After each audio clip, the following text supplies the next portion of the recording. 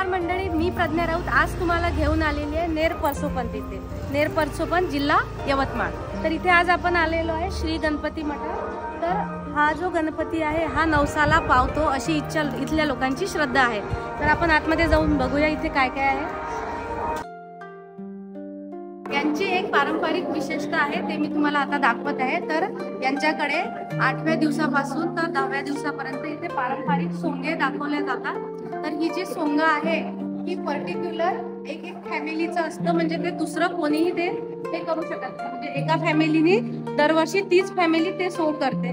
तर इथे हे 10 प्रकारचे सोंग आहे। हे आपलं पारंपरिक हे आता हे याचा लोकांना खूप विसर पडलाय।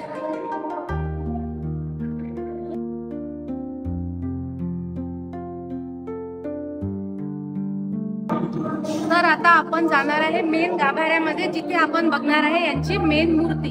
आणि यांच्या मूर्तीचं पण एक विशेष आहे की ती मूर्ती गाभाऱ्यामध्ये वर्षभर नसते, ती मूर्ती फक्त 10 दिवस ठेवल्या जाते।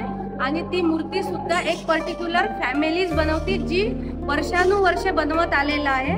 तर नागपंचमी पासून त्या मूर्तीची सुरुवात होते बनवायला तर पोळ्यापर्यंत। आणि ही मूर्ती परत शिरवल्या जाते, परत पुढल्या वर्षी सेम मूर्तीमध्ये काही चेंजेस तुम्हाला दिसणार नाही।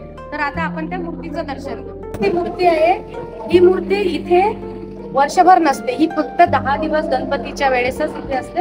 आणि हीच मूर्ती तुम्हाला दरवर्षी दिसणार आहे। हीच मूर्ती म्हणजे ते वेगवेगळी बनवतात। ही मूर्ती आता शिरवल्या जाणार आहे आणि पुढल्या वर्षी पण सेम अशीच मूर्ती इथे बसवली जाणार आहे। आणि ही मूर्ती पण एक पर्टिक्युलर परिवारच बनवते। हा नवसाला पावणारा गणपती आहे असं इथल्या लोकांचं म्हणणं आहे। रघुवीरचे मोदक दिलेले आहे, तर खूप स्वतः गणपती बाप्पा आपले मोदक एक्सेप्ट करेल। तर या मंदिरामध्ये एक भुयार आहे, तर त्या भुयारामध्ये 2 शंख आहेत। तर ते लोक म्हणजे शंख म्हणजे ते त्या काळातले रत्न असल्यासारखे आहे। आता इतकं जुनं काही आपल्याला बघायला मिळत नाही। तर काका आपल्याला परत त्या रत्नांबद्दल काहीतरी सांगत आहे। 1972 मध्ये ते रत्न आम्ही बाहेर काढले होते, त्याची विधिवत पूजा केली विजयादशमीच्या आदल्या दिवशी। विजयादशमीच्या दिवशी लोकांच्या दर्शनासाठी मग ठेवले ते। त्याच्या दुसऱ्या दिवशी मग त्याच्या तोंडात वगैरे सगळं आठवून पुन्हा आठवलं। मग आता ते काढायचे असतात असे वर्षात एखाद नाही, असं काही नाही। हा गणपती नवसाला पावणारा मानाचा गणपती म्हणून संपूर्ण नेर तहसीलला तसेच जिल्ह्यात प्रसिद्ध आहे। या ठिकाणी जो उत्सव होते तो अत्यंत पारंपरिक स्वरूपात उत्सव आहे।